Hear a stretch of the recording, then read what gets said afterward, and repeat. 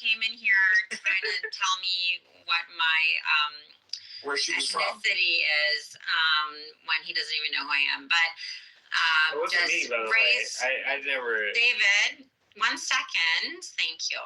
And race is a social construct, so that just proves right there.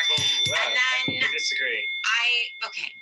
And then basically, I don't understand is that you're saying you love Jews, you love Israel, but for some reason you really are strongly want to tell us why Israel is so weak and everyone's killing Israel and Israel needs U.S. so badly. I just want to interrupt with that false doesn't really make information. sense. Time out for 10 minutes. Time out for 10 minutes.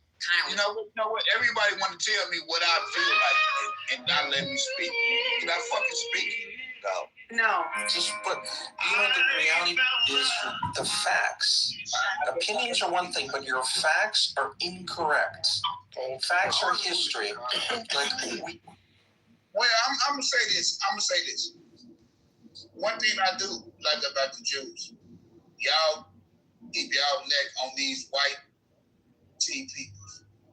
What? What? Oh my God, are you nuts? Pretty well. Hey, have you ever seen how good looking the Israeli soldiers are? They're so fucking hot. They're gorgeous. They are the most handsome, hottest. They are the hottest men, and they're an amazing bodies. Mr. Stanley and Mr. Aton bringing you Clubhouse Live before I go to bed.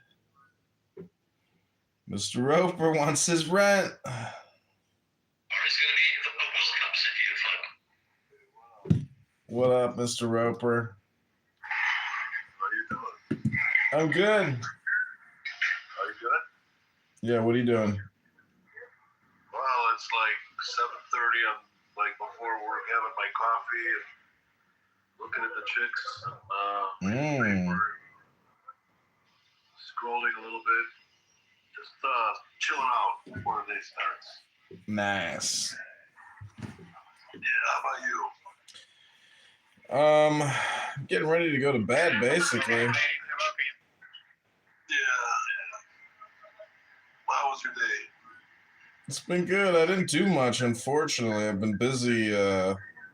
Time just flies by. Clubhouse is like a Klingon tractor beam. I love it. Tractor beam. Oh, God. Yep. I just played music for like an hour. I don't know if you'd call it playing music, but I just jammed out for an hour. Yeah, well, I jammed out to what? What'd you jam out to? What are you listening to? No, I just be playing the electric organ and the Santor, and like I did an ASMR room. That's cool. When was the last time I was in your room? A day or two ago? Maybe. Yeah. You had that beautiful comment about the money I owe to my brother. Yeah, how much do you still owe your brother? Wow. Well, look. What are you gonna do? It was pretty funny when you said it, I guess, to everybody in the room, but I couldn't sleep for an hour or two after that. I was a little like perturbed by it. I kind of thought that would be your response, but I think, you're more of a friend than that. It's a joke. Yeah. Don't you know it's a joke? Yeah, but it opens up something that I didn't want to think about before I went to bed. All right, well, it's okay. Well, what do you mean then? It's just sitting there in your subconscious. Whatever, okay. I thought I'd just be fair and open with you, but... what are you going to do about it? What do you think I should do about it? I know what I should do about it. I'm glad that you're concerned, but I don't get into conflict with people on Clubhouse. But that's okay. I like your rooms, and I think you're a really, really brilliant guy. Isn't it just water under the bridge? It could be what you wanted, and you could have left it at that. But why does the whole room have to know that I have something questionable now? Why? You think any of these strokers here matter? I mean, what are you going to meet? Like 1% of the people here you talk to? well, I suppose it's not going to happen again because, I feel uncomfortable about it. I usually don't open up with my feelings like that, but I really do like your rooms. I like your stuff. I like your readings, and it's just really cool shit. And whatever, you're the one guy at Clubhouse that I can turn to for an intelligent conversation. And I thought we'd keep it at that, But okay, whatever. I don't want to. Yeah. I'm not trying to embarrass you. I was just trying to tease you, for a limited time only. Yeah, I agree. I understand. I know that. I know you didn't think you didn't want to do anything harmful. But it was just I wasn't taking it the right way, But so let's just move on and let's just know that that's not going to happen. You know what I mean? The best way not to be hurt by it is not to be exposed by it. So I'm willing to move on if you are. Yeah, of course I am too. I mean, I don't, I'm just bringing it up. I was only bringing it up because it was, funny or a topic or something that. Oh yeah. I know. I'm totally up with that, but whatever. Some things I can laugh about more than others. So. I mean, listen, Stanley. People in families stopped talking to each other because they didn't write them a thank you letter for a birthday gift 20 fucking years ago. Well, I'll tell you something. I think we all bring in our own experiences into something we project. This business with my brother is, if he was to turn around, okay, and if he was to show any kind of remorse or change, you can forgive. We have to know the difference between forgiving and enabling. And this person, my brother, has no regret for the reason why my mom threw him out of the will. Okay, He was very disrespectful, and if he would just come around and say, "Well, Eitan, I know that I was acting in a way that mom didn't approve of, and I know that's why I didn't get my share, and I know that you're respecting mom by withholding it, because if I come around and I apologize in some kind of a ritualistic way to mom, maybe mom, and I don't believe it, I don't know if there's a soul up there or not, but I would be feeling I'd be betraying my mother. He can do that, but he has not done that. So he's never going to do that. He's never going to do that because he needs a prompt. Most people can't think for themselves. They need a prompt. Well, at the end of the day, who's punishing whom? He's punishing himself. Yeah, but he's holding a grudge. No, I let him hold a grudge. He's always going to hold a grudge. What am I going to do about that? Nothing. You're never going to get what you want. And another thing I'm going to say, this guy, my brother, when I love him, I talk to him now. I got a whole new approach with him. I just let him talk. I just sit back. Yeah. And he goes on and he tells me everything from interesting things to the most mundane, ridiculous, idiotic things. Because I learned one thing. The guy needs a support. The guy needs his older brother to support him emotionally and show him empathy. So I made that trek. I have gone a little bit closer to the line of scrimmage or whatever you want to call it with him. And I'm willing to go all the way. Okay? With limits of, let's see what this guy is. בבקשה. אני פשוט מדבר סליחה. See how rude Israelis are? Right there? Yeah, I'm here. So, look, he has lost a lot of money because I found out, although this man has a degree in finance, a degree in economics, a certified public accounting certificate, okay? The whole family knows that he's not responsible with money. He has put all his stocks, all his money, all his inheritance, he's taken out and he's gone against my father's will, broken his own retirement fund, and he's put money in a very questionable stock that has gone down 95% since he invested. Jesus. Yes. You see, he has no money on him right now. His twin brother called me from Chicago. Okay, this guy's living in Beersheba. I'm living in Tel Aviv. That's another thing that's a little bit of a problem here. His twin brother had called me. He said, "Eitan, our brother is broke. Yeah. You're gonna have to take him in." And he's completely broke and he's lost his mind because of it. So this is the guy that I'm going to give, anything money-wise to him. No, he can't be trusted. He's a gambler. So exactly. So there's a lot to it there. My father, who had no bones with him, okay, to big with him, no cross to bear, was also extremely worrisome about giving him any money whatsoever. Okay, my father said, "I worked hard all my life. I made all the right decisions. I'm going to get it give it to him to piss it away. It's just not going to happen. Yeah. So that's what's involved. And I am really not a materialistic person, and I am willing to.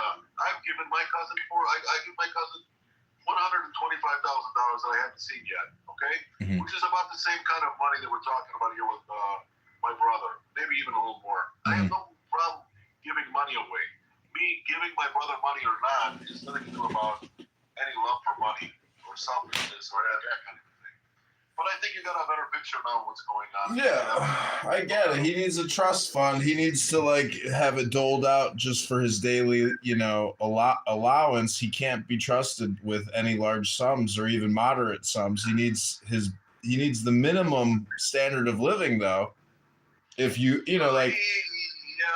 a nice job. The guy has a CPA degree. Oh. He should be making. What do CPAs make in America? Something like $200,000 a year. Yeah, it could be 100 to 200. Could be more. Let's say $100,000 a year. He's working as a bus ticket. The guy who checks the tickets on the buses. Okay, he's making maybe all told $24,000 a year. Okay, yeah. He's choosing this life. He's choosing. But maybe he's got mental health problems that are preventing him. Oh, sir, he will tell you that himself. And he's very, very what's the word? Acerbic. What's the word when he just loves to brutally abuse people? And he wasn't this way. He evolved into this because he's angry about what he did to himself, whether he knows that or not. Yeah. Well, I don't have a brother, but I know if I had a brother, I'd be able to hopefully get him back on, board with not fucking around. Oh, I've tried that. I actually, when he came to move to Israel, I said, Ron, you're moving with me, and I live in a very good place in Tel Aviv. Every Oleh Hadash would cream in his pants to live where I live, okay? I said, I'll give you Hebrew lessons. I'll help you with any kind of thing. You have to go to the medical fund. You have to go to the bank. He couldn't have a better situation for someone who moved to Israel, all right? Everything was on me. I paid, I gave free rent for 4 years. You know what free rent for 4 years in the high rent district in Israel is? Yeah, that's a lot of money. That's starting to take away at what I allegedly owe him. And all I needed was a younger brother. Show me a little bit about the financial stuff that I thought that he knew about. I'm not in the best of health. He could have looked out for me. There were nights that I had to go to the emergency room. He could have been there for me, but he chooses to live in some stupid faraway place like Beersheba for I don't know what reason. So again, it's very complicated. I decided to take a Jesus-like approach to all this. I have an older brother, and I've always been called on, and I've always done it. I have an older brother in an immigrant family. Do you know what that means, John? Do you know what that means? He's the second in command after your father. It means that not only is he a second in command, it means I have to teach my parents English. I had to be there for them when they didn't know how to talk to the electric company and read the letters and so on and so forth. I had to go help my brothers with the homework because my parents couldn't. I was the guy that beat up the kids in the neighborhood because they were fucking with us because we were immigrants' children. Do you know what I'm saying? My role was always to look out for everybody else. We're in Israel or in Skokie? This was in Skokie. Oh. And then when I moved back to Israel when I was 32. But, so I always looked out for everybody, and he'll be the first to tell you that. He's got issues, he's got problems. I always try to bring him in, but he found out it was more toxic. He'd say things that would depress me. He would try to turn my brothers against me. He tried to turn family members, uncles and cousins, and badmouth me. He's just a very, very, very, very, very, I don't know what to say. That sucks. The Arabs say it's worse to have one enemy inside of your house than 10 enemies outside of your house. So yeah. So again, we all put our nails in our coffins and we all pave our own road. And I'm really trying to work with the guy, but only to the point where it could be damaging. Yeah, that sucks. Yeah. So you can see why sometimes bringing the subject up at certain times again can be more difficult than others. At nighttime, I just like to goof off and I go into your rooms because we're not, saying genocide and we're not saying bullshit things like the Jews own the money and all that crap. You know what I mean? I just, I like Clubhouse because it's that social place, but it's becoming, it has, what's the word I'm looking for? It has It's a negative neurolinguistic program. Yes, and it's deteriorated too. There used to be cool people out there when it was the COVID thing, and the cool people that could go to work were out there. Mm-hmm. Now all the responsible, intelligent, contributing people are away from Clubhouse, and it's just the direct that's left.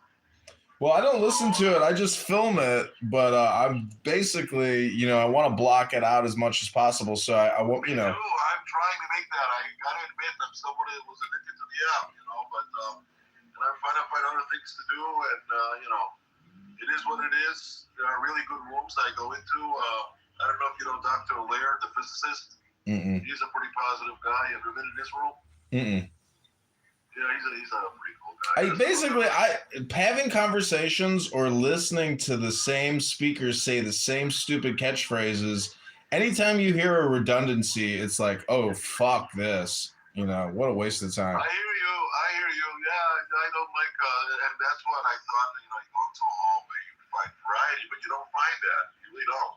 Not before, not now. And it is redundant, and you're absolutely right about that. You might as well just listen to an audiobook. So what's going on in Jefferson Park? What's with your aspirations to run for office? What's going on with that? They kicked me off the ballot, and I'm a write-in candidate. Well, why did they do that, if I can ask? I didn't have enough signatures, and they challenged everything. So, it's very difficult to run for office because if they challenge a signature, you have to go to that person's house and get an affidavit and have them sign it and get it notarized. They make it so fucking impossible to run that no one can get on the ballot. I hear you. Yeah. It's a racket, and these lawyers and judges are ruthless. They don't give a fuck about anything. They just go with the status quo and the standard. If there's a lawyer speaking, they've got the judge's full ear, and the judge is just gonna give you a bullshit summary judgment and say, "Have a nice day, sir. Bye." Yeah, I hear you. But what about those money issues you had? You recovered from that? I mean, I'm like still in a good position, but like I'm fucked. I'm basically bankrupt. But they can't take my VA disability money, and but these lawyers ruined my life. They fucking ruined my life. They bankrupted me. Yeah, they'll do that. I'm finding more and more. How did Shakespeare say the first thing we do is kill the lawyers or something like that? Man, this really wealthy guy at Citigroup who was my business mentor in college. I was like, well, I'm thinking about going to law school after undergrad. He goes, don't do that. I fucking hate lawyers. You know how much lawyers have cost me? Fuck lawyers. Do not become a lawyer. There's enough lawyers. And I wish I didn't take his advice. I wish I would have gone to law school. I feel the same way. They were pushing me to study law. I just didn't want to deal with all that. I'm not a combative guy. It's a license. It's a license to steal. Isn't it though? They literally stole. They took 2 of my checking accounts. Just bye. Just total summary. It's crazy. Yeah, I found out that one of these organizations in Israel that they always advertise for consumers' rights and with medical negligence and stuff, that they end up taking 30% of whatever you get for the rest of your life. Oh my gosh. That's highway fucking robbery. That's like fucking anti-Semitism verified or whatever. Is that just in Israel? Well, what do you mean just in Israel? If you get like medical... Wait, why don't your brother sign up for Social Security disability? My brother for Social Security disability? Yeah, can he qualify, you think? Well, he'd have to get a psychiatric evaluation, I think, first. And I don't know that he did that, but... well, just to get the trial, it can take you a year. My brother in Los Angeles is a physician, and he's declared that Ronnie needs it, and I don't know if that's enough. I don't know if he can witness, but he said to me that my brother, is not going to go through... he's not going to want to go through all that. He's kind of like too proud to admit that he has that problem. But had he had that, what they call a disability, he'd probably get only $1,000 a month. Oh my God! Well, that pays the rent in a room. That's not really to think about it, because his rent could be for free, parenthetically, but his rent is something like $500. So you have the extra $500 to play with. And I think he's allowed to make another $500 a month or something. Yeah. He's allowed to do something. Then people always do things under the table. The guy can teach English or something, and there's shit that he can do. Yeah. Another thing in Israel is if you own an apartment, and then again, if you own your own real estate, I don't know if they give you disability. I don't know if that excludes you necessarily. No, it's all just based on whether or not he qualifies because he paid in, and then the judge determines that he's mentally or physically disabled. Collect earlier, right? Yeah. It's disability income. It's not Social Security income from retirement. Yeah, I hear you. Yeah. It's a different program, but it's one that he can qualify for if he has a mental disability. Well, it's something where it's ssa.gov. That's it. You go on there. It takes you 50 minutes to fill in the application. That's it, huh? That's it. And then they have his work history. They know how much he's already paid in, and he could listen. It could be a huge stress relief for him. You never know. Huge. It doesn't take you much time to do it. It's all there. It's all there for the taking. You just got to move him a little bit. He's just got to be motivated. He's got to have the right kind of thinking to get there. Well, get a conference call with him and say, hey, I got an attorney who's going to fill out all the paperwork for you. Yeah. And then just put me on the phone and I'll say, hey, Ronnie, I'm on ssa.gov. I'm going to fill in your application. Maybe he'll calm down then, huh? Dude, you have no idea. Stress kills, and not having money to buy your groceries, not having money to take an Uber, like it fucking kills you. It kills you, the stress. Yeah, I know what you mean. I've been there. Yeah, it's miserable. You got to have that monthly VIG to at least cover, the standards. I used to think I would join a kibbutz when I was younger just to avoid all that stress, but I never came around to it. That's socialism, isn't it? I don't know what to say. I know people that would qualify, and they're like, I don't give a fuck. I'm like, well, then you just don't give a fuck. You're gonna die miserable. Yeah. Well, if someone has a psychological profile, I wonder how that affects his, like, can he drive a car? I suppose he could, right? He can't carry arms, though. He can't work like a security guard or something like that. It's not about that. It's all about the judge talking to the attorney. The attorney says, this is Exhibit A, Exhibit B, Exhibit C. And then the judge says, all right, I find you unable to return to work. You have been granted Social Security disability income by this court on this date. Congratulations, Ronnie. You're no longer, this is your new check. Congratulations. Stanley, do you know how many illegal aliens came here and got awarded Social Security disability the day of? It's a fucking scam for these lawyers, for these judges, for these aliens. It's fucking horrible.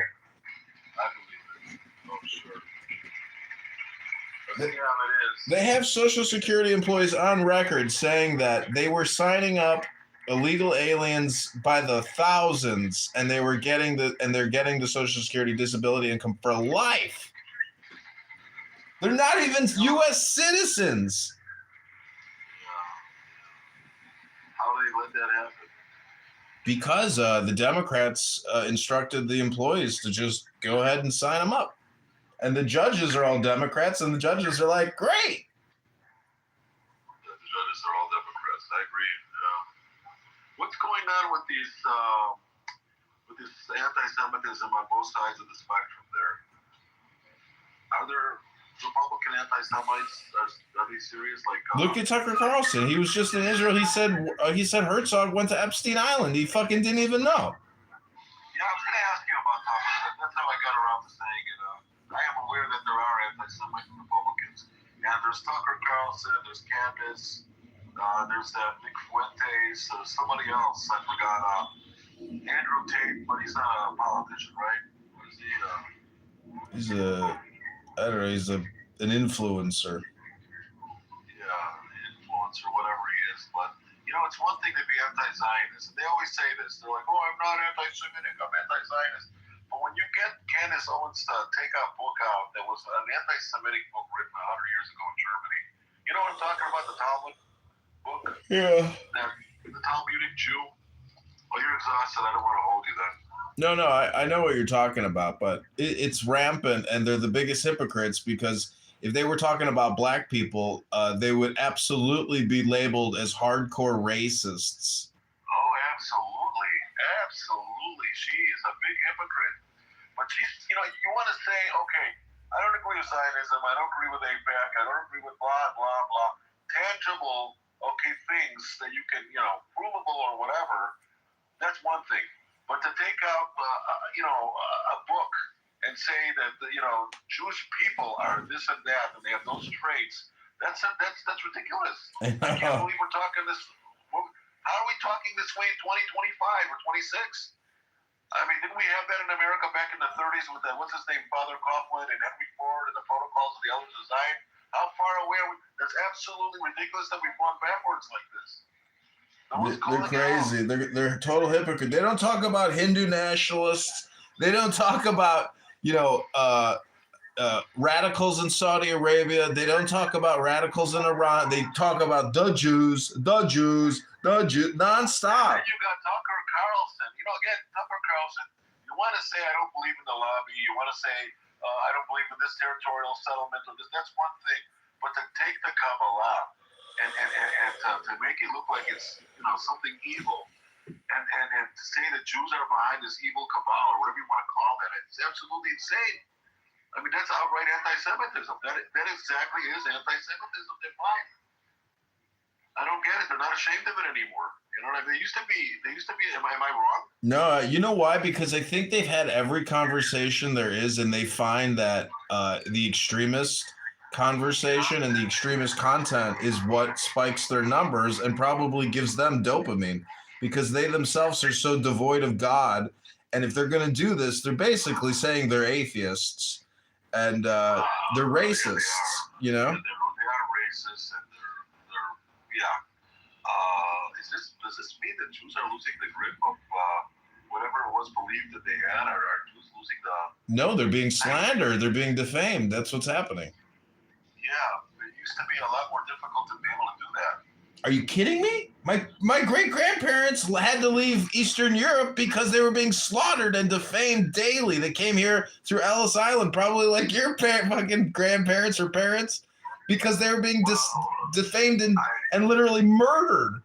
Well, that's exactly my point, that it's gone full circle. There was a time, when, Holocaust and the protocols, the pogroms and all this, and then seemingly, like in the 50s and the 60s when things were going well in America, this didn't seem to be, that pronounced. But now it's just blatant in your face, probably because of the media as well. Kind of like Marshall McLuhan said, the main medium is the message.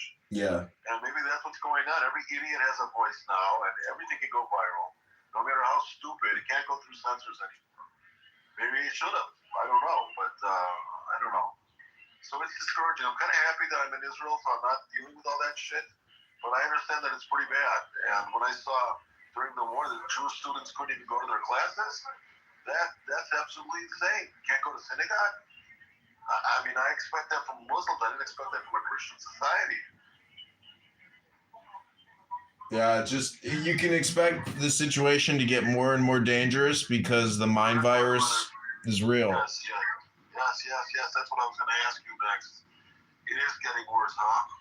It's going to be bad. If Orthodox Jews and people who are public don't take, total precautions and security, like there's so many nutcases out there that, my dad worked for the Jewish Federation in Chicago for 20 plus years doing security. And it's a real serious threat. Like there's a lot of whack jobs. And on Clubhouse here, that's the type of insanity. Like that guy Resistance, he's physically attacked a Jew in the street just for being Jewish and had to go to court. Was that Joseph Haddad or was that Norm? So he claims. No, he just attacked some random guy. That guy's a nutcase. I said, why did you attack him? He said, because he's a Zionist in the fucking streets. Yeah. That's a nut job. He is a real. Wasn't he like a former criminal? Big surprise. I think Norm knows. I guess his his record. But that's nothing. It's the jihadists. It's the whack job, illegal alien or refugee status, Muslim radical young male alpha male who gets a box truck and decides to drive through a parade or something. Like that's the type of easy terror that's out there, and it makes me not want to go to any kind of public events. Like I don't want to be a victim. This is becoming, the science fiction is becoming science factual. It's just amazing now that they have all the means of communication. Soon they're going to have the weapons to pull off this kind of thing. Weapons are getting more and more advanced. It's just, God damn, this is a noisy city. Do you hear this shit in the background? Yeah, Tel Aviv is fucking noisy, man. And it can get dirty and dusty, and it's savage. Dude, I call people call me from New York. 5 o'clock in the fucking morning, I'm off, okay, having my coffee at the cafe. And you won't believe how much noise there is in the background. People from the other side of the planet say, what the fuck is all that noise at 5 in the morning? Street cleaners come out, the vendors come out. It can be stressful there, man. Tel Aviv is like... It's a pressure cooker. Yeah, it's a pressure cooker there. I mean, holy shit. Nice looking girls, though. Nice looking women, though. That makes it worth it. You know what, though? In every major city in the summertime, there's a lot of good-looking women. Every city. When I was in Chicago and I was putting myself through school as a cab driver, I had people from all over the country. Yeah. They're like in the cab. They're like, what is with the women in this city? So many beautiful women, yada, yada, yada, I took it for granted. But, yeah, you're right. There's beautiful women everywhere. Yeah. But, yeah, I mean... There's a lot in my uncle drove a taxi. His name was Barton, and he went to Roosevelt. He got his undergrad in business at Roosevelt. Then he went into insurance. Oh, really? Yeah, independent insurance salesman till the last day, till his last breath. He was pitching insurance. Really? His last breath. The guy was addicted to talking about life insurance policies. Oh, I know people like that. Yeah.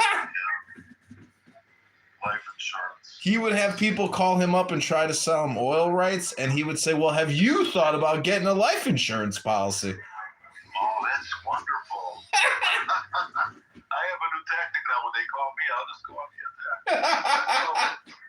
I'll find something to sell them. That's cool. I would say, are you serious, Bart? He goes, it's called a reverse sale. I was like, a reverse sale? I was like, you got to be shitting me. You have an interesting life, John. Yeah, I mean, I'm fortunate that, I didn't die in Afghanistan. I'm lucky I didn't die in Iraq. I mean, there's 15,000 Americans died overseas battling these cocksuckers. And, for what? For what, at the end of the day, huh? Look at all the young men that died in Gaza fighting these, Hamasniks. Young men. I mean, Oh, I know. I had a cousin that died. He was only 19 years old. He had his life ahead of him. Gifted student that wanted to be a medical doctor. I just know too many people that their lives changed because of this war. They've gone out there, they came back, their wives left them. All kinds of shit that that the goddamn fucking media is not going to talk about, because all they want to do is make this David versus Goliath shit and make it a story, and genocide. Absolutely. When I hear that word, I fucking lose it. Not because it's like I'm on the wrong side of the history on this one, but because it's absolutely ridiculous. The reasoning is ridiculous. It's just outright lying. It's not a genocide. You know that, and I know that. Yeah, but it's funny because it's like genocide is like what happens. That's the label afterwards. And so they're just using an extreme word. Hyperbole. Yeah, it's hyperbole, yeah. And I've had discussions with this, I don't know why, but that, what's her name? I think her name's Wednesday or something. Yeah. And I'm like, let's go through this. let's see why you think this is a genocide. And in the middle, she just stopped. She's like, well, I don't want to do this. He's a genocide. You know, you know what the fuck? You know, if I belong to a people like the Armenians or the Native Americans or the Cambodians or a Holocaust survivor, I would be offended that the word genocide is being used like water, you know, like toilet paper. I don't know. You know, that's ridiculous. Well, it's a war of words. And the other thing is it really comes down to like your mental health and the words that you're consuming. So that's why I say like I want to build these people, but I don't want to listen to them. Yeah, I hear you.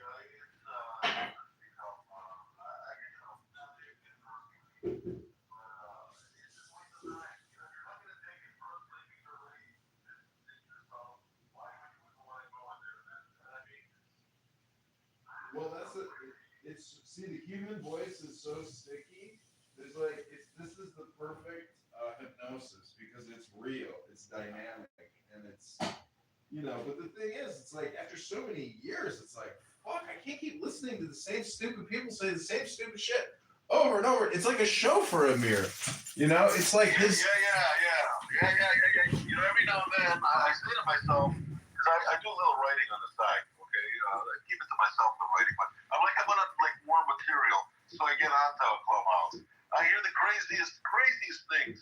You know, Jesus spoke Yiddish. That was a good one. There was a few other ones that was up in that vein. I'm just trying to remember them. Really ridiculous stuff. The human brain is so good at creating controversial statements to gaslight the opposing party. They will think of a new gaslight a million different ways. It's limitless. You know what bothers me more than if somebody knows he's gaslighting and knows that he's trying to get under my skin, I'm not, I don't feel, because he knows he's doing that. He knows what he's doing. It's the ones that do not know that scare the fucking willies out of me. It's the ones that really cannot distinguish. 75% of the Armenians that were unarmed, that got wiped out, and use the word genocide, and what's going on in Gaza and say genocide. That's the ones that really, really fucking, I don't know what to do with them. You know what I mean? Yeah. Well, there's nothing you can do. It's just like these people aren't teaching meditation. They're not telling their audience or their fellow speakers to go within to solve these problems. They're not doing personal development. They're doing hardcore, radical, extremist politicking. Oh, that's a good point. It's a very good point. They're not your friend. And as El Normo pointed out to me, these people fucking hate you. They want to kill you. And it's like, holy shit. You know what? It's like, fuck these people. But at the same time, like, you want to monitor them. But I don't know. I'm just at that linguistic point where I'm like, I want to control what I hear, what I say. I hear you there. Yeah, absolutely. Because it's not good for your mental health. Look how I impacted you just by bringing up your brother. You said you couldn't even fucking go to sleep. You're like, you couldn't stop thinking about it. It's because I injected a mind virus into your brain. And that's part of what I want to teach people is like, we are, our well-being can be dramatically impacted by what we listen to. Yeah. It's not healthy to go into Amir's room and listen to that bullshit because they're the ones suffering from the mind virus and they want to spread the plague, the syndrome. They want to share the infection. That's what gets them off. That's what makes them feel better about themselves, and pulls them out of their own depression. I spend a lot of time reading books here, and if I didn't do that, there is no way I would be able to counterbalance the radical hate and nonstop stupidity, because it's brain rot what these people say. It's not based on the law. It's not based on justice. It's just based on, basically propaganda, hate, misinformation, disinformation, and, pathetic behavior, because all these people are exhibiting patheticism. It's not, intellectualism. They're just basically wasting their time and your time. So shame on them and mock them and insult them but don't, participate with them because they pull your own psyche into their toilet.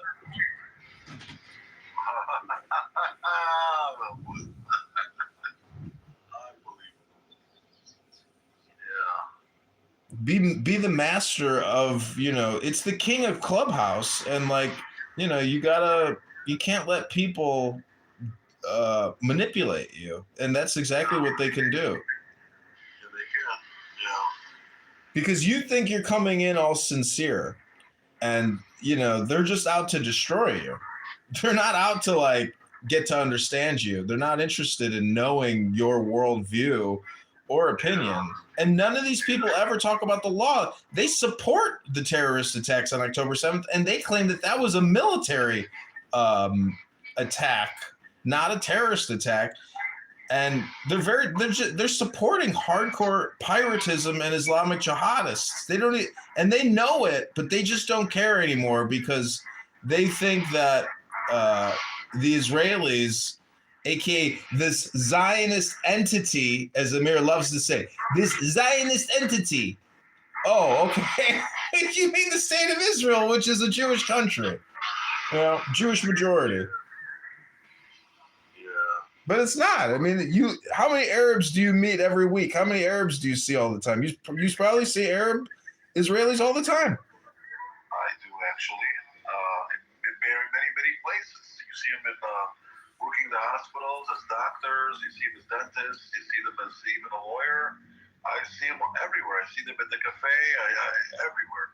And they don't express, even, at the grocery store, they work there. And I have a friend that works in the grocery store, and she got the the Worker of the Month award. They completely incorporated, and you see them everywhere, and they're your friends. You don't know them as Ahmed. You know them as a person. Hi, Stanley. Hi, Lord. Hey there. Stanley, you sound like you learned in yeshiva. What? You sound like you learned in rabbinical school. Well, this is Ski. How we doing? I haven't talked to you since the previous Messiah was crucified. Yeah. My rabbi said a God that can die is supposed to be stoned. Stoned. Well, we'll offer him the finest reefer that we have. That's the way he's going to get stoned by me. What's going on, Steve? Where are you? You there? Was he out? What happened? Did you throw him out?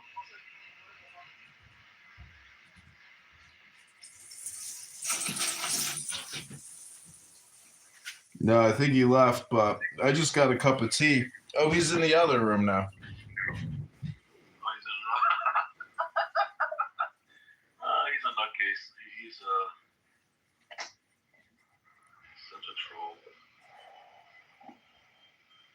Hey, Strength. Ski, what up? I was reading an article about a guy that was married to a bipolar wife, and she was stable for many years, but once she started going on Discord or Clubhouse, he knew she's having a manic episode. What do you say to that stat? I think bipolar is like an index. Some people manage it well. Some people, when they get stressed out, their manic behavior flares up. And so it's all about really controlling your environment, controlling your stress. Otherwise, you're going to become manic and start, doing manic type of things, saying manic type of things. Strength, you come from a Jewish mom and Jewish grandmother? No, my mother's gorgeous. My father is Yiddishkeit. So I'm a Mishling. I'm a patrilineal Jew trying to build a patrilineal Jewish state on the Mediterranean, what used to be called the Strip. But I'd see you have a Yiddish cup. Funny. Yeah, everybody's all about this matrilineal Judaism. I'm like, what about the patrilineals? Can't we have our own state? The patrilineal Israeli state. Piss. I call it JPAMK, the Jewish Patrilineal Ashkenazic Mishling Kingdom. There you go. JPAMK. Mishling. Who said your mother had to be Jewish? Let me see it written down in a book somewhere. You see, now that drives me nuts. That's the theological bullying of the Jewish narrative. We were a tribe first, but who cares? Yeah, I mean, it bothered me, when I was like immature about it or, lacking understanding. Because basically, it's like, how much do you understand God? It's not about, is my mother Jewish? Is my father Jewish? It's how much do I love God? How much time do I spend studying Torah? Absolutely. It's in the heart. That's what God cares about. It's God. If you want to be more like God, you've got to study God. That's interesting. Yeah, I like that. Yeah, I mean, all these people, oh, my mother's Jewish, you're culturally appropriating my family's faith and religion. It's like, do you want to join my book club? Because that's all I care about is my book club. Yeah, it's only the most ignorant that are the most vociferous. They just sad. Yeah, what about the book club? What's going on there with that? Well, I'm in my library right now. I've got 1, 2, 3, 4, 5, 6, 7, 8, 9, 10, 11, 12, 13, 14, 15. I have almost 20 bookshelves in my house now. Oh, yeah? The woman who has brought all these books to my house because I bought them all on eBay, I gave her 10, not 11, 10, not 9 as a Christmas gift. Oh. How nice. I've been studying Kabbalah. I've been studying Kabbalah. What authors are you reading? You reading Berg or something more Sholem? No, I'm reading a medieval Jewish rabbi called Eliphas Levi. Oh. But it's like, I would say it's more like British Kabbalah, English Christian Kabbalah. But I think he had to pretend he was a Christian to get around the censors in the 1600s. Yeah, makes a lot of sense. That's what they had to do. What do they call it? Conversos, Moranos. Yeah, he was Spanish. Yeah. But, the aristocracy loves astrology.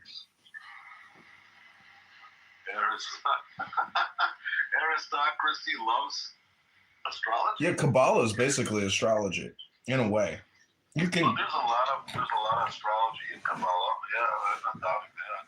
Yeah. More Kabbalah, I think, but I'm intrigued by the wordplays. I love language, so a lot of this gematria stuff is kind of cool. You take it for what it's worth. Well, I got this. There's this one Jewish guy from Beverly Hills named Dr. Paul Foster Case. And when I was living in Los Angeles, I was in an antique shop and I picked up a book called The Secret Keys of the Tarot. And the tarot is all Kabbalistic. Yeah. Now, where was this again? It was in San Francisco? Los Angeles. Los Angeles, a bookstore, you said? An antique shop. Antique shop, no less. Okay, interesting. But I have bought a lot of his books. And what's the name of the author? Paul Foster Case. Oh, And he has this temple in Los Angeles called the Builders of the Adytum. It's still there. Okay. Do you know what the pattern on the trestle board is? No. Read this. Let me get it for you. What is wrong? Huh? מה קרה? לא, הבנתי. אתה רוצה קפה משהו? שתית? תכף אני אסיים איתו. אתה הולך להגיד לך משהו? אוקיי, שב, בבקשה. אני פשוט אסיים איתו, זה לחול. Hello? Yeah. Hello? Hello? Yeah, hello.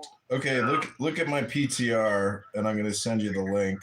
But read that out loud. It's a meditation. Okay. I'm gonna save this 1 second. All right. The patterns of the trust so forth. All power that has everyone will be here. Yeah. Very, very cool. Listen, are you there? Yeah, I'm here. I got somebody that stepped in here. I got to be with them for about 15 to 20. You going to be around later, or are you calling like?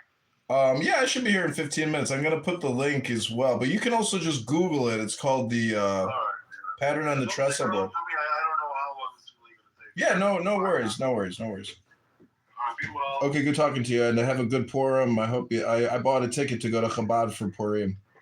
Oh, great. Enjoy yourself. Yeah, likewise. Okay, talk to you soon. Bye-bye. Take care. Bye.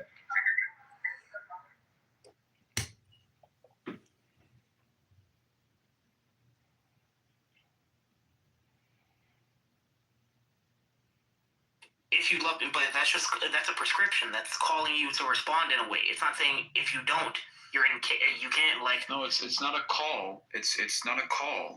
It's not a call. If you love me, keep my commandments. That's not a call. It's not a call. It's actually saying 1 plus 1 equals 2. Are you saying Jesus is not prescribing to follow his commandments?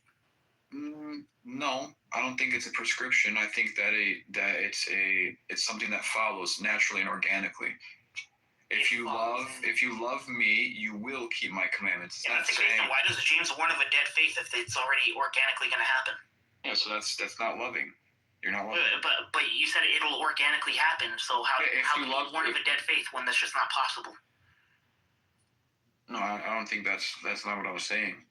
No, James, he warns about having a dead faith. You're saying a true faith is always going to result in. So why does he give a warning about it?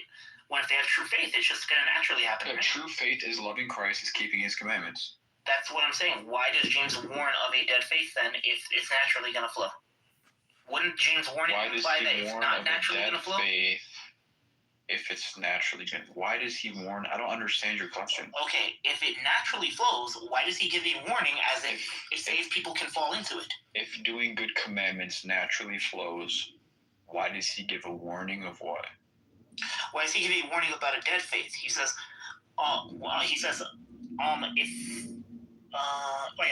but someone will say, you have faith and I have works. Show me your faith apart from your works, and I will show you my faith by my works. By my works. So that's warning the church. Hey, make sure you're having works with this. Yes, why would because he warn that? He's saying it's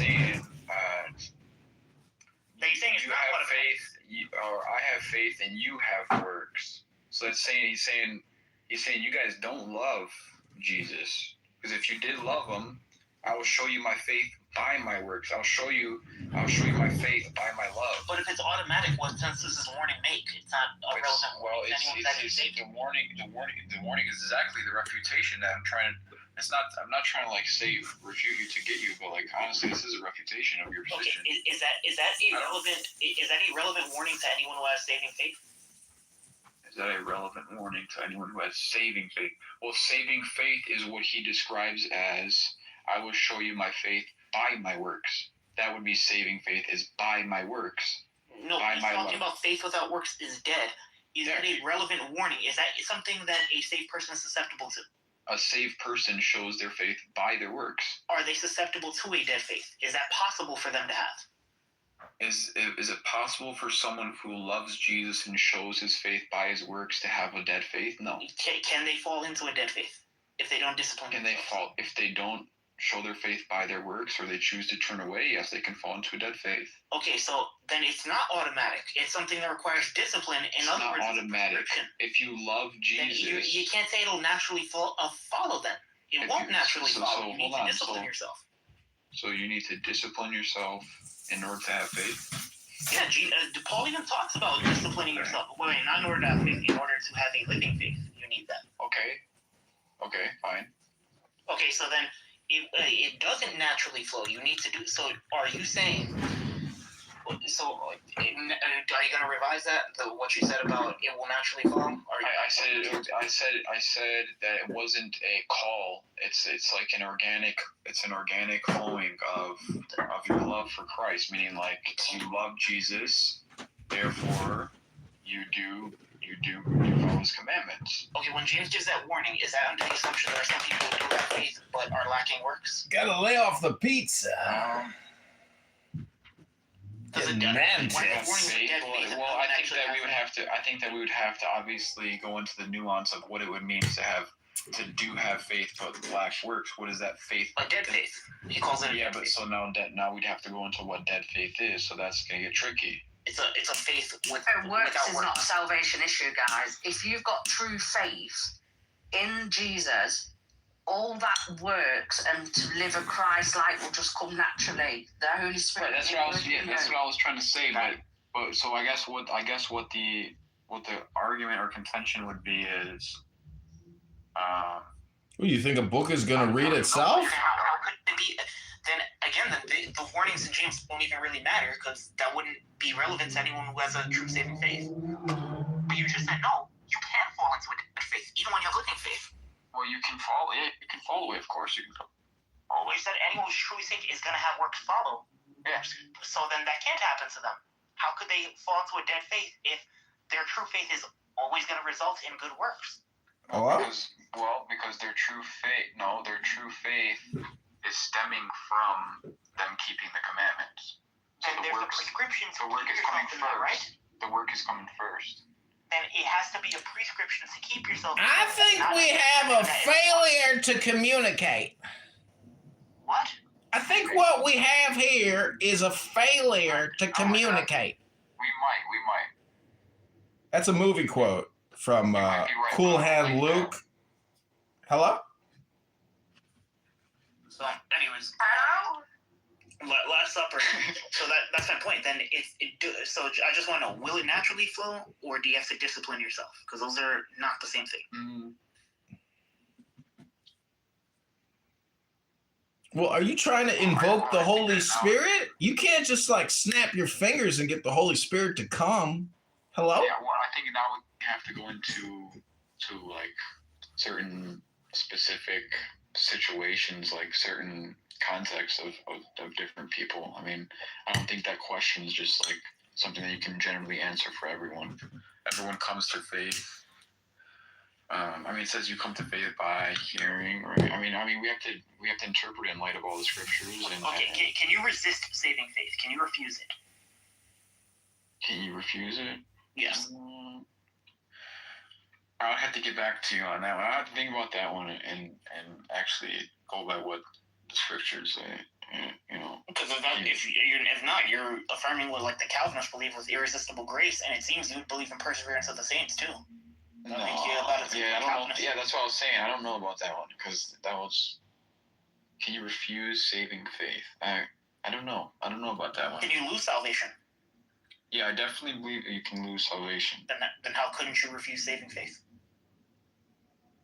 Refuse saving faith. What would losing salvation be but that? Because we're treating faith like it's an object that you're catching out of the air, and I don't think it's like that. No, it's just can you have had it and then no longer have it? It's not like a football. It's your faith. It's something that is obviously. So I lost my set of keys. No, but I mean, just let's use Hanlon's razor. Like you know what I'm. Well, no, I'm sorry, Grice's razor. Like you know what I'm saying by this. Like I'm not saying like an object. I'm just saying, can you have done it and then stop doing it? Can you, of your own volition, choose to stop doing it? Yeah, I believe that. Okay, then you believe you could lose salvation. That also means you could resist saving faith. Could resist saving faith. You could choose to not exercise it anymore. What would you describe as someone receiving saving faith in the Bible? To believe. Can you give me an example of someone receiving saving faith in the Bible? Yeah, when they hear the message of Jesus Christ and believe on him. Okay, so when the Lord Jesus sent out the apostles to heal the sick and raise the dead and proclaim the good news, proclaim the gospel, were they saved? When he raised the dead when he sent the apostles out. And then what? And he says, here, I don't have the. What, the people believed on their words? Yeah, they would be saved. No, the apostles themselves. maybe not Judas Iscariot, or maybe so. But for the rest, yeah, I could definitely say yes. Okay, but that's hold on. I think it's Mark chapter 6, verse 7 to 13. Then he called the 12 and began to send them out 2 by 2 and gave them authority over the unclean spirits. He charged them to take nothing for their journey except a staff, no bread, no bag, no money in their belts, but to wear sandals and not to put on 2 tunics. And he said to them, whenever you enter a house, stay there until you depart from there. And if any place will not receive you, and they will not listen to you, when you leave, shake off the dust that is on your feet as a testimony against them. So they went out and proclaimed that people should repent. And they cast out many demons and anointed with oil many who were sick and healed them. Okay. So they cast out demons, they healed people, and they proclaimed the gospel to them. So what's the question? So Judas was there. Judas Iscariot? Yeah. Sure. I don't think he healed people. He did miracles by the Holy Spirit. Yeah. So he had the Holy Spirit. Point of order, moderators. Can I ask you a question? Is Judas a saint, the one that betrayed Jesus? No, because we have hymns that we sing which says he lost his place. He was lost forever. So we don't make a judgment on his soul because the church never damns anyone, but we can say that. I mean, obviously, we don't hope anyone goes to hell, but like, he was replaced, obviously, and he lost his his spot. So, I mean, I got a picture of the Last Supper, and it says Saint Judas on it. Is it talking about the same Judas? No, it's a different Saint Judas. Texas, I got really hurt when I saw you left. Last Supper, what's the deal? Are you coming or not? I'm having a conversation. I thought Christians don't lie. You just said in 5 minutes I'll be there. Did I say 5 minutes? Did I say 5 minutes? I don't remember if I said. I said 5 minutes. Let me go to his room for a little bit. If you guys are still here, I'll come back. Okay, no, this was a good conversation, Papa Kratos. I appreciate it, man. God bless you. So you gotta look up the liturgy of Saint John Chrysostom or Saint Basil. They're the same. They're pretty much the same liturgy. I mean, is there a specific section you want me to see in there? No, just honestly, just look that up on YouTube. The liturgy is just look up. Honestly, if you look up the Orthodox Church, how they do it on Sunday, that's what it is. Go ahead to God's lawyers. Just look.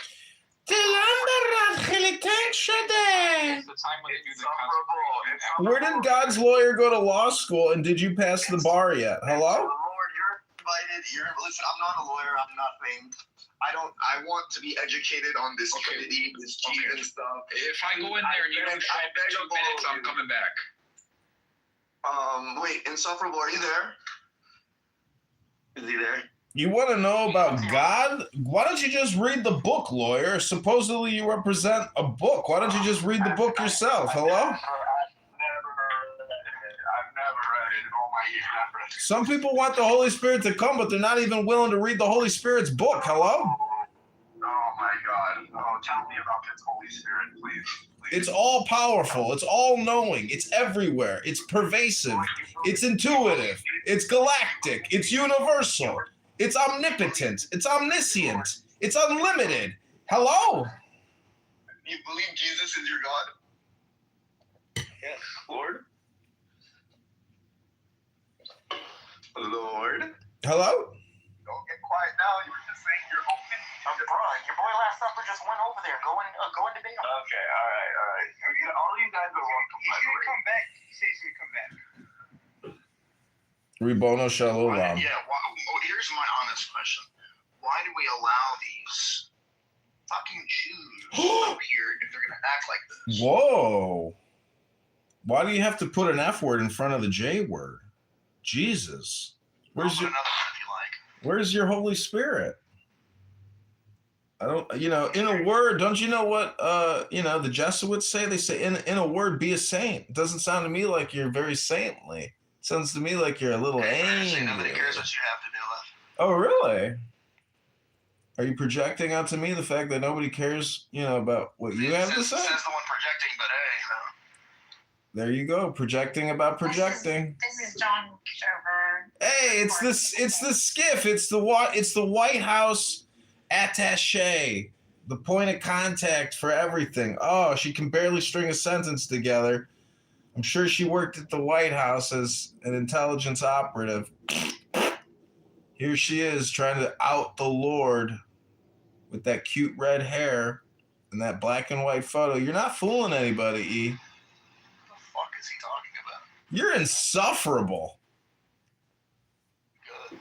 Jesus is God. Amen. Did you have a question? One absolute black is, and please block him. He records every. Excuse me? This room's on replay, E. Your black and white photo is not fooling anybody, Catfish. We all use dating apps, and whenever a woman uses a black and white photo, we know to swipe left. Here, I'll take the replays off for that. Why would you turn the replays off, Texas, bro? Because she wants to ask a question and. Oh, that's fair. Wow, that was actually a really good conversation. Okay, no one cares about your stupid debate, Bob. Papa, don't worry about it. Doesn't it automatically save the right or wrong? No. No, I thought it automatically saves. That's a feature. She has a question. Papa, what are you writing, a new Bible? You ain't got to worry about it. Hold on, Lord. Let her ask her question. No, I didn't have a question. I literally just wanted to stay because I heard his voice, and he is insufferable. Who, the Lord? Accurate. Are you talking about the Lord? Yeah. Are you talking about the Lord or insufferable? Jesus. Can we get a straight answer out of you? Hello?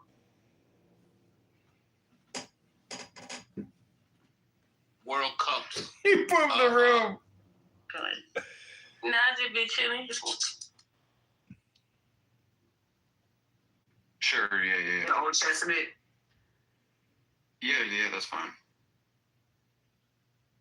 And the reason why I was even asking this question is because if Jesus and the Father, if Jesus came here to be about his Father's business, and he comes in his Father's name, then we can understand that his Father's business would be in the Tanakh and Torah. That's why I'm asking you, because I have read both the Old and the New, other quite ripping books, including the Apocrypha.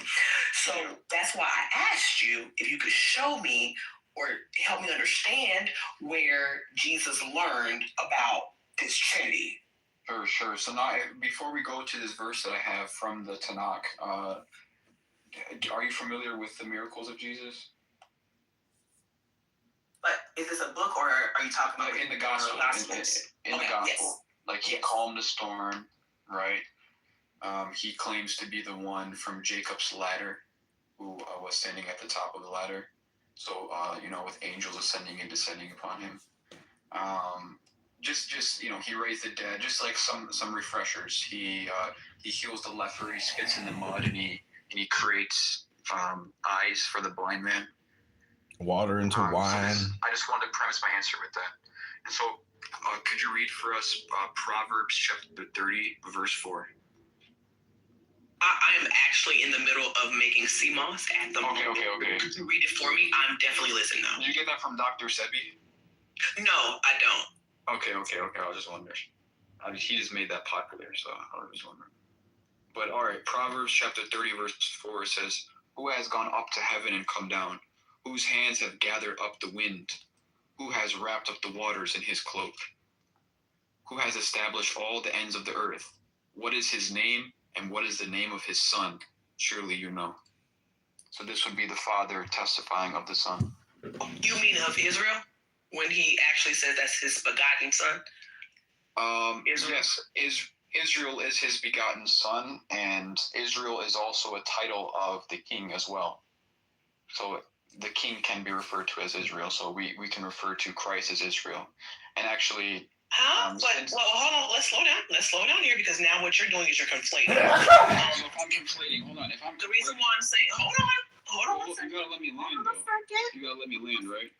So if I'm conflating, then you have to show me where Israel wraps up the waters in a cloak.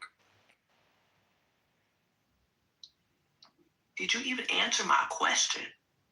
Let me go back to it because I don't even remember. I don't even know if you remembered my original question because I don't want us to, get your original question was, this is his only begotten son, Israel. No. My original question was, could you show me where Jesus learned of a Trinity? That was my original question. I was waiting for you to show us that. And you went way far there, and I went there, and we kind of got a little bit distracted. I answered your question. I told you. Where was that in book, chapter, and verse? I told you that question that you asked me was indicative of someone who's never read the Bible before. Because Jesus didn't learn about a Trinity, he reveals the Trinity. He reveals the nature of God. He didn't learn about a Trinity. That means that you never read the Bible before. Jesus, he must have had a library somewhere. Do you think Joseph had a bookshelf in the house? So again, I was wondering. The Father's in him. Really? So where does the Father say that? Where does the Father say that Jesus is in me? Where does he say that? I'll wait. Well, everything that the Father does, he does it through the Word. Oh, okay. And if that's the case, could you show me book, chapter, and verse on where he gave his word about Jesus Christ specifically? Yeah, it's called the Book of John. Well, I just. See, God doesn't speak there, Lord. Oh God! I don't know if you heard. I was actually talking to John. Last. I know. Hold on, Last Supper. Oh, look out! I know exactly it's a black woman with a green beanie. She's She's all powerful. She got the Holy Spirit inside of her. Hello? So with that being said, go ahead, Last Supper. Yeah. So I went to Proverbs chapter 30, verse 4. Yeah, and you were talking that was about Israel. Okay.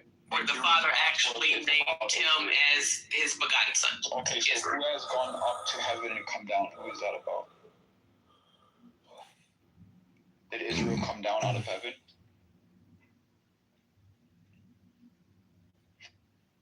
What are you speaking of, sir? Hello? Proverbs chapter 30, verse 4. Who has gone up to heaven, come down? And did Israel come down out of heaven? He the third person to bring up this. That's why I'm confused. Yeah. Yeah. I'm confused too. Did Israel come down out of heaven? It don't say. Said, take ye away the stone. Remember, we were buried in sepulchres aforetime. So they had a stone in front of his sepulchre. Go ahead. Martha, the sister of him that was dead, saith unto him, Lord, by this time he stinketh, for he hath been dead 4.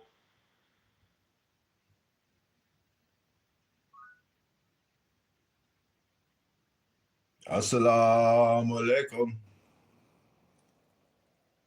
I'm trying not to swallow my spit. Hello?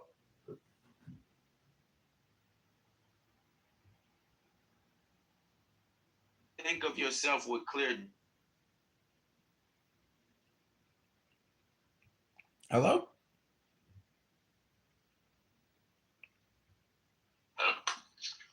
He called her something that I don't think he wants to. Well, I won't play that part. I want to play it for the other person. I can send it to you. Yes, please. Bro, play it, Prince, play it. Joey. I can't play it. Peasant. I don't, my phone is messed up. Joey, are you Jack. English or in German? Joey. 1 second. I'm looking for it. Is it the one when he mentions all the countries? Not the one where he mentions all the countries. He talks about, why he needed to fight the Jews back and drive them away because they were basically. We're talking about Uncle H. Yeah. Like he was explaining himself and they translated. Huh? What's that thing with the? It's funny you mentioned Palestine. The whole congregation starts laughing. There is no Palestine. Why did they laugh? Because of the British occupation. And of course, like it's like, you know. And also, there is no Palestine. That's why they were left. Okay, shut the fuck. That's why Mikhail's not gonna summon you. But Hitler did make a deal to send them there. Yeah, it was a temporary deal with the German Jews, but I think Alfred Rosenberg made it clear that this wasn't a solution for all of Jewry. Because they knew exactly what their plan was, which was to go back to Palestine. They didn't support that project at all. So what was the meeting with Al-Husseini about? Do we have any records? So obviously that's not true. So Okay. He's making things up for no reason. Okay. Did you even know who Al Rosenberg is? Excuse me. Shut the fuck up, bitch. No, but what you're saying is not true. So let's go from there. Okay, tell me why it's not true. Watch this, guys. I don't know what to answer that question. This fucking guy, bro. Like, how is Cynic talking to this guy? Yo, rat, baby. Are you guys playing clips or what? Like, what's going on? Oh yeah, friends, go ahead and play the clip you want to play. Hello? Like, why do I keep being ignored? Should I just be a fucking bitch? Like, for now? What is your question? What are you trying to say? Okay, go ahead. I don't like you. Stop talking to me. Whoa. Well, suddenly I like Coco. Oh my god, now Black Rabbi wants to talk. Bro, it's a clown show tonight. What the fuck? Alright, Prince, link in the chat. We can only do one at a time, though. Link in the chat. That's it gives you the full context of Hitler's speech and why they all laughed when he mentioned Palestine. No, okay, but I meant the meeting with Al-Husseini. Do we have any substantial? And how do you know what's AI and what's actual real? Oh my god, this video was posted 14 years ago, not 8. The Husseini video? No, I believe it. I mean, we know he traveled to Berlin to meet Hitler. But you know, it's interesting that Hitler would even meet with Husseini. Like, he's not of any diplomatic stature. Bro. He's the opposition to the British in the Middle East. Would that warrant the Fuhrer himself to meet with him? I mean, keep in mind, we're talking Germany, 1941. We're talking. Yeah, but he's going up against the empires. He met him in North Africa too, bro. Hitler was going after wherever they were at. He wasn't just doing Europe. Egypt, everything. Algeria. Okay, I want an honest assessment right now. Who in this room believe the world would have been a better place if Hitler won the war? The world would be a better place? Nah. This might be shocking. Yeah, I think the world would have been a better place. What's your evidence for that? Well, is it just main?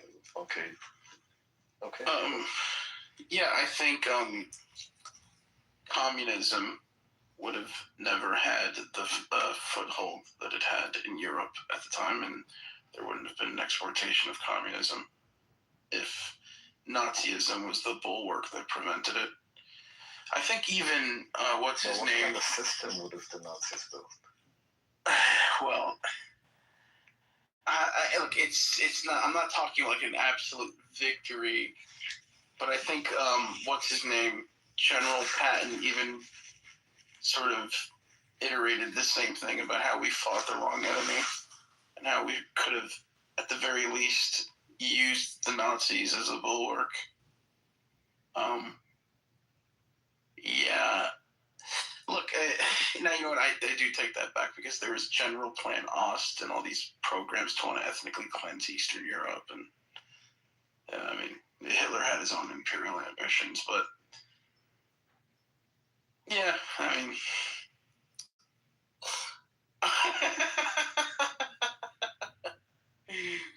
yeah. It's hard to say. I mean, they say World War II was the good war. I mean, look at what had transpired after World War II. A lot of bad things. Set a precedent.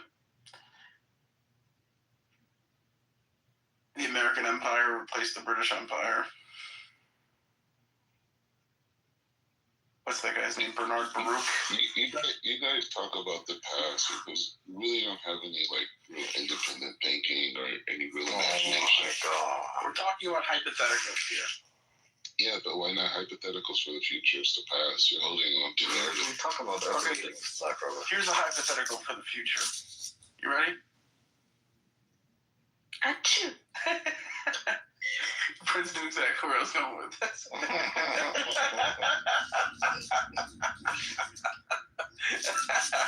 I have ideas.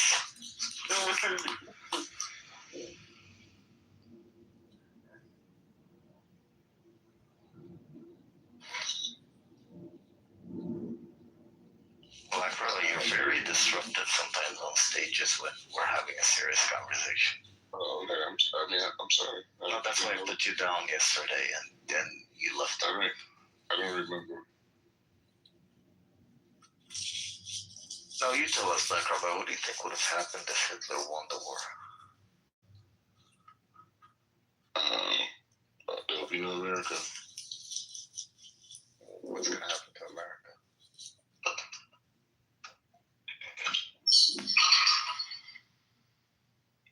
Actually, I just read an article that attacking all white thinking.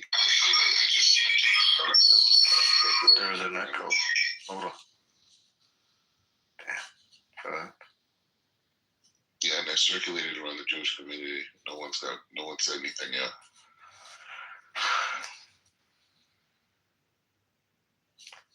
Joey, what do you think would have happened if Hitler won the war?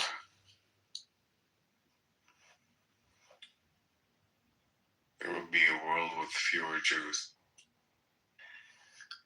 Yeah, there definitely wouldn't have been no Israel. Yeah, that's for sure. Yeah. Yeah, so...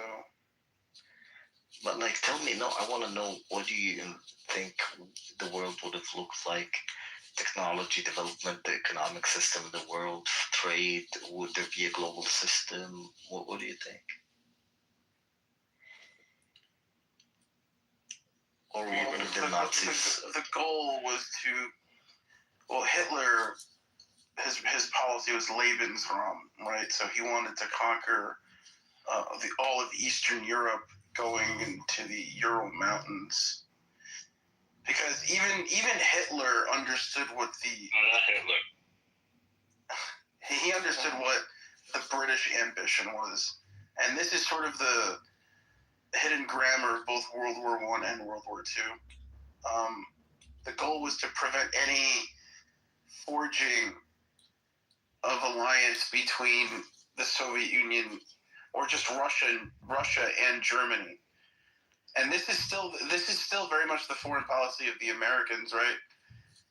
This is why the United States so vehemently opposed the Nord Stream 2 pipeline. So if you can meld German innovation with Russian natural resources, that's enough to isolate the United States and possibly dominate the entire world.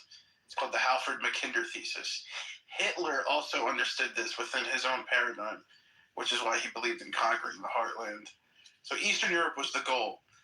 And if he could conquer Eastern Europe, the oil fields in Romania, get the breadbasket, which was Ukraine at the time, and conquer the European part of Russia, then he felt he could rule an empire from there. I think that the goal was Germania. I think that was the name he wanted to use. So yeah, I don't know. Who knows? People say Hitler was an agent because of... They say, there's a lot of people who say that Hitler was an agent of the British because he attacked the Soviet Union, and which is exactly what the British wanted. I think Truman said something to the effect of, if we see the Germans winning, we ought to help the Russians, and if we see the Russians winning, we ought to help the Germans. So what if Hitler didn't fight the Russians and didn't break the non-aggression pact? Well, that's the thing. The operation is escaping me because initially, a lot of people don't know this. Before the invasion, before Operation Barbarossa, the Soviet Union was the primary source of energy for the Nazi war machine. They were the ones that were helping the Nazi war machine with their resources until, Hitler double-crossed them. And Churchill had planned on preemptively bombing the Soviet Coast. And if that were to have happened, we'd be down. That's it. Niggas gonna let you hang around. I'm not gonna do that, Juice. I'm good. Just say you was only kidding then. I ain't do anything wrong. So you meant everything you said, even on the chat about things. Like, you don't mean that about male. Like, you fuck with white bitches. You can't say that. You gotta apologize, bro. I love all of y'all. Right, but so then you don't put stuff like that. You don't mean that. What y'all do to me is unfair. Y'all never apologize to me about wrong shit that y'all do. So I'm not. So now, ain't you the elder, bro? So you going to for that now? You going to for that? You supposed to be the elder. Look what kind of example you set. Respect is where it do. Come on. Respect is where it do. Respect is where it do. Just because you're an elder don't mean that I don't demand my respect too. That elder not supposed to go tip for tat, bro. No. And I left it alone.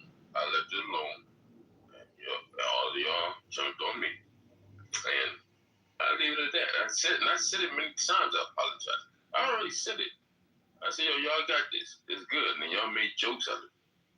It's just fun and games. It's jokes. I laugh and everybody just jump on OG Clubhouse and call me this and call me that. And I'm supposed to sit back? Nah. Hey, I try to support. Y'all made it something negative of me supporting. Y'all switched it up and turned it to what it was not supposed to be.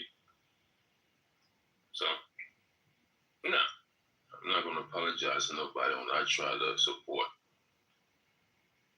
And it goes that way, so it is what it is. It sounds like to me you're in your feelings as an OG. And that's why, I don't know. Are you in your feelings, OG? Man, what I know was right. It's not about feelings. I support it, and it was told to me it wasn't the right way to support. It was negative. I'm like, all right.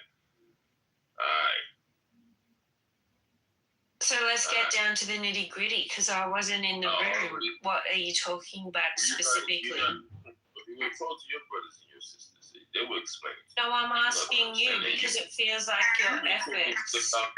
It seems like your efforts keep coming up short, and I'm just the observer. I'm not trying to get emotional with. It's not emotional. You've been talking your shit about me too. You was not in the room when they went down, and I get it. But there's no need to explain it to you. You know how this family moves.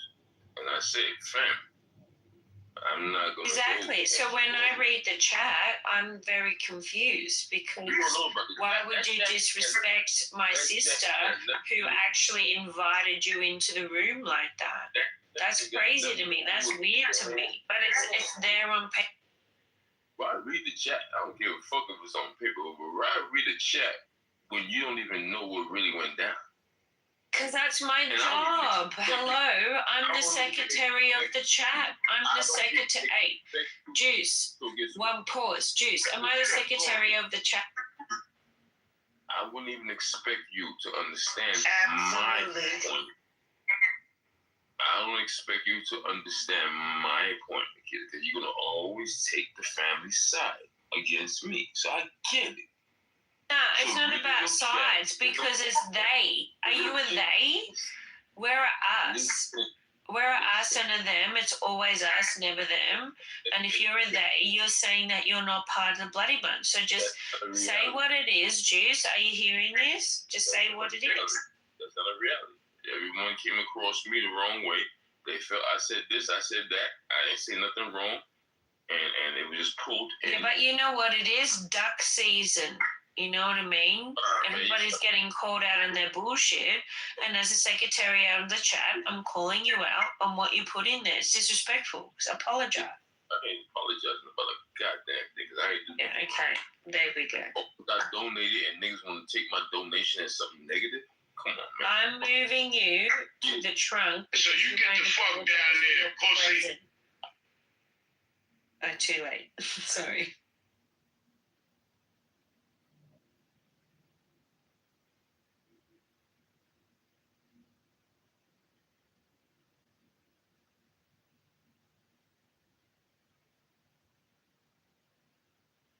Don't want to hear you crying, pussy. Don't fucking cry. Fuck out of here with that shit.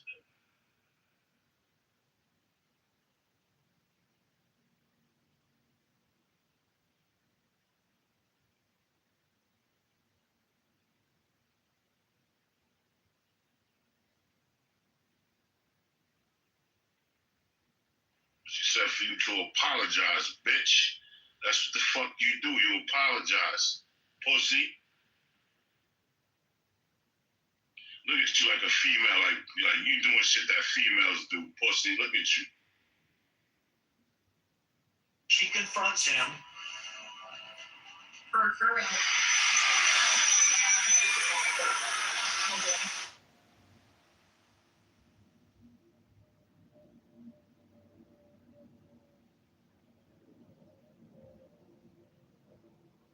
Out of control.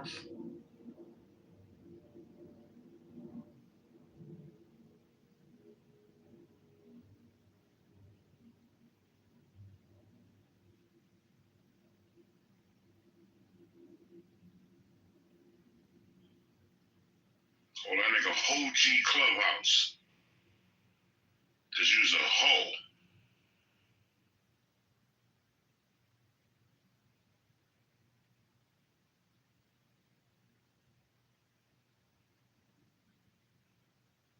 Going around in real life and on the app looking for love. You're just an episode of looking for love on the app. And now you're just looking for belonging. And you're stuck in 89. And we're just trying to help you grow. Yikes.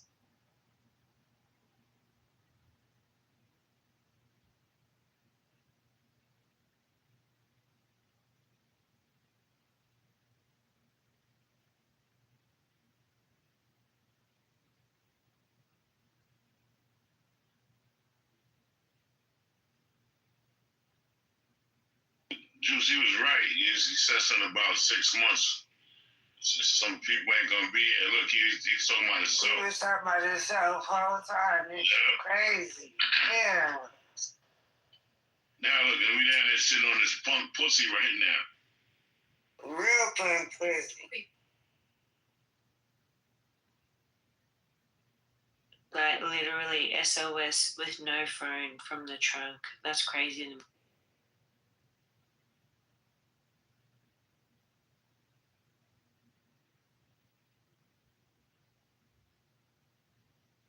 Cut that nigga Wi-Fi off from the trunk. He can't write nothing. Nigga, take the tablets from him, yo. Take the tablets. That's a fact. Tablet gone. See, now niggas took your tablet now. Look, you see? Niggas gotta really treat you like a little nigga.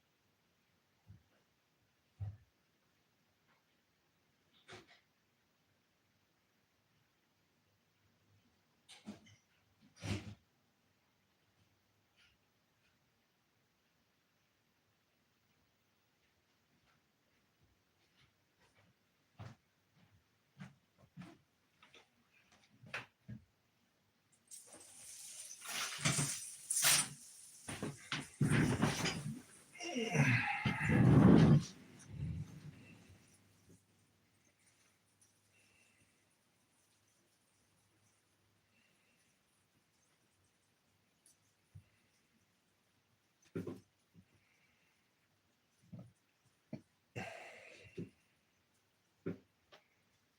them do what they do.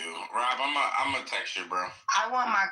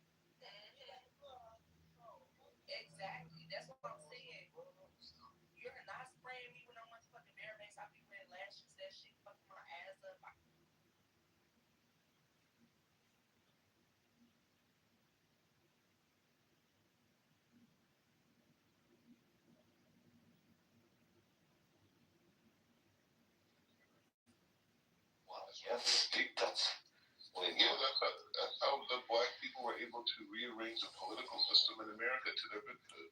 Something that didn't even acknowledge them as human beings. They changed it around. That's what the civil rights movement was. It was a rearranging of the geopolitical landscape in America. The civil rights movement, aka the Black Jewish Alliance. Whatever you want to call it. Anyway, well, Kanye West threw that one under all the youngsters here. I put that explains the new economy that they're going to be dealing with post AI, and I give vivid details and how to prepare. Let me tell you something. Number one, the fear about AI. The west side, the best side. AI is not going to replace all jobs, and people are not going to be unemployed, and the government is not going to give universal checks. Okay, AI is being already integrated into the economy and is replacing certain jobs, but other jobs are being also created to other jobs, especially in the AI field itself. That's number one. one. Number two, AI can be regulated. A lot of governments, including that of the United States, regulate AI to prevent major layoffs like this. Companies cannot and will not willy-nilly replace. There is a reason why many European countries till this very day do not allow Uber. If it's Southern Mediterranean, then Kurds. You know that for a fact, right? You understand that Arabs look closer to European counterparts than you do, especially Southern Mediterranean counterparts. I think Moroccan and Egyptians somehow don't. Dude, Italians and Arabs share blood. Like we have a concise of the future, and I even could show you what national security is going to look like post this era. I've already designed it out. This is all the basis of my presidential campaign. Everything you're saying, and I'm giving these ideas, and now.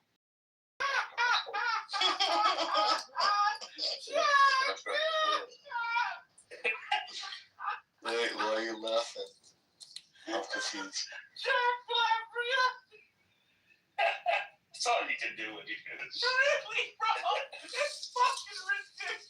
Wait, I want to ask Joey. Joey, do you know that Black Rabbi is running for the White House in 2032? I'm sorry, I didn't hear you. Can you repeat that? Did you know that Black Rabbi is running for White House in 2032? El Normal here. Oh, great. Normal. Someone will come up and tell us how Black Rabbi is not a Jew. Because I believe he is a Jew. Tell us how your coffee game. Especially your name is Black Rabbi. Yeah, normal. You should come up and tell us how his coffee day was. Where's the normal? That's how he talks.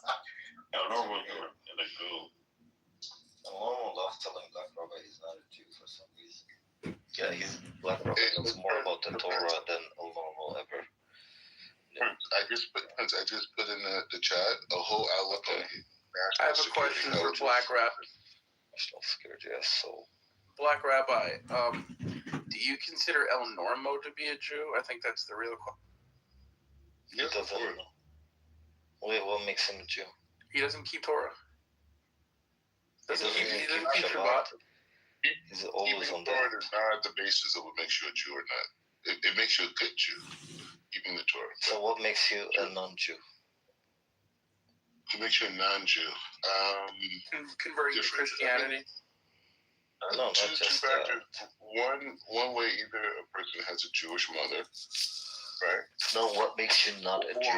Or a person is like me who took on the Torah and went through the ceremonial process to do it.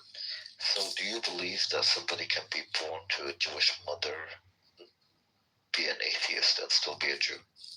Yeah, 100%. Where in your Torah does it say that?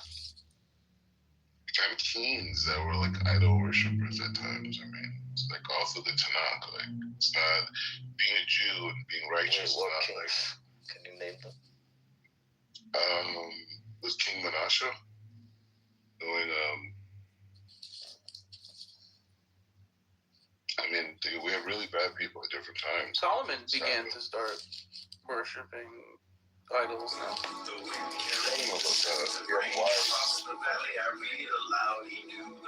These princess wives, foreign practices. Well, I'm about to deliver a king. Probably I've never heard before of King Solomon. He's a Jewish source. He is. No, because when people die, What did you say? Did you say Q? What was your position on this one? 79. King Solomon? Goo, why would you say that? You're weird, bro. Put some respect on the messengers of God. Nobody is right now. I mean, is that a Christian position or something? I'm so confused. Anyways, let's move on.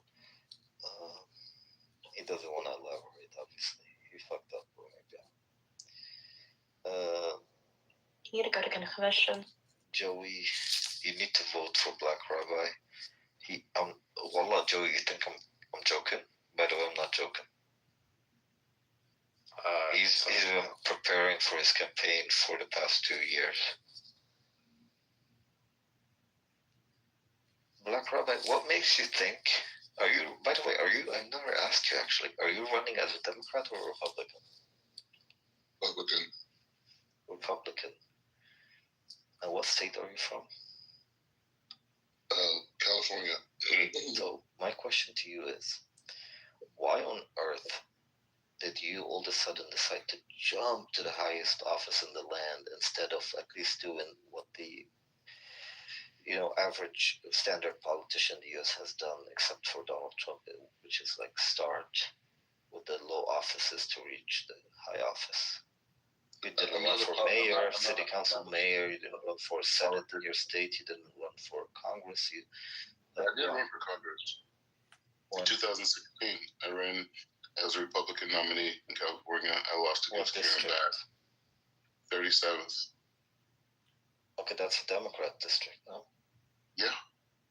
The most Democrat district in America. Okay. So. And I still got over 10,000 votes. How many votes? 10,000. Okay.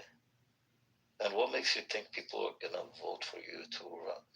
Like, what makes you think you're gonna even make it to the Republican primary?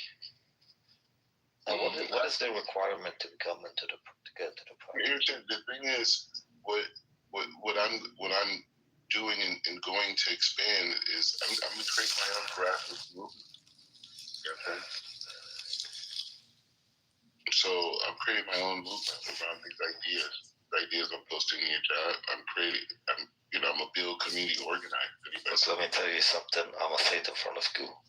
If 5 years from now we see Black Rabbi on CNN and on Fox News in the primaries, that's it. I'm gonna do something really violent to myself.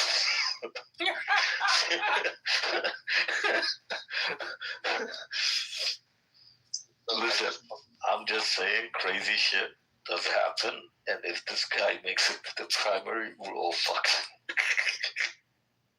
Why? I told you I'd be a great friend to the Muslim world.